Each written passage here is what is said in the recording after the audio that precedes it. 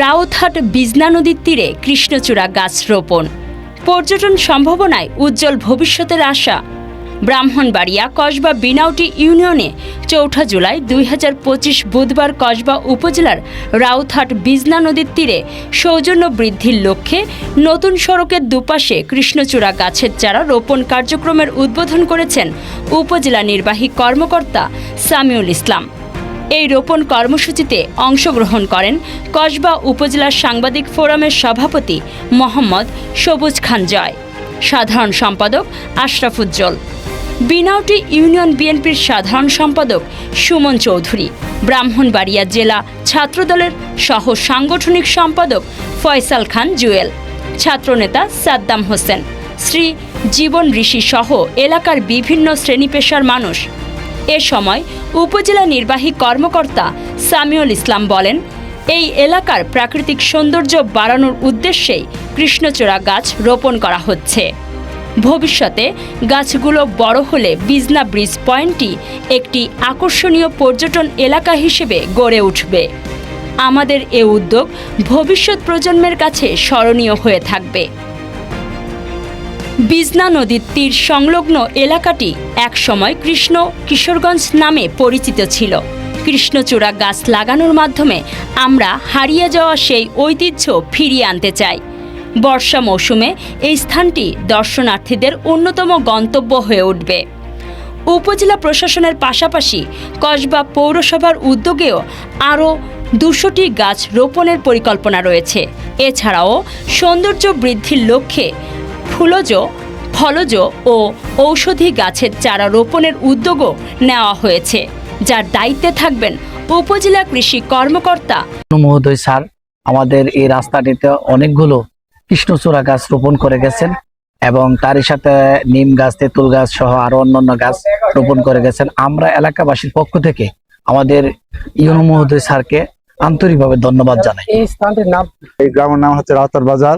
যে অবস্থান করতেছি এটা হচ্ছে বিজনা নদীর তীর, ঠিক আছে। আজকে আমাদের তীরদেরকে অভিনন্দন জানাই। এখানে রাস্তার নতুন প্রকল্পের মধ্যে অনেকগুলো গাছ দিয়ে গেছে আমাদের হাতের নিজে। এই গাছগুলো সবাই লাগিয়ে দেখভাল করার দায়িত্ব আমাদের। সবাই সুন্দরভাবে গাছগুলো দেখাশোনা করবো। কৃষ্ণচূড়া ধন্যবাদ কসবা উপজেলা নির্বাহী কর্মকর্তা জনাব মোহাম্মদ সামিউল ইসলাম স্যারকে। এই জন্য স্যারকে স্পেশালি ধন্যবাদ দিতে হয়। কালের বিবর্তনে হারিয়ে যাওয়া সেই কিশোরগঞ্জ রাউতহাট বাজারে রূপান্তরিত হয়েছে।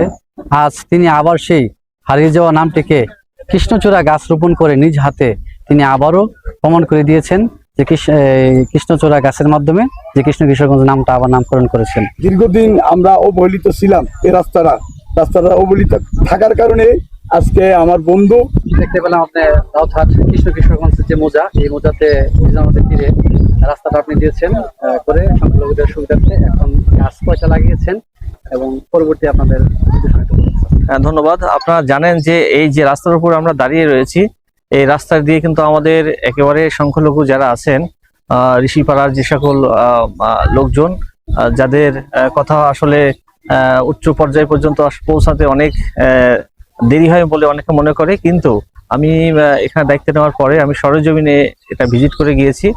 তো দেখেছি যে এলাকার মানুষ আসলে এখানে রাস্তা ছিল না, তাদের যাতায়াতে অনেক কষ্ট ছিল। তো আমি সাথে সাথে এখানে একটা রাস্তা করে দিয়েছি তাদের যাতায়াতের সুবিধার্থে। এবং একই সাথে এই নতুন রাস্তার পাশে কোনো গাছ নেই।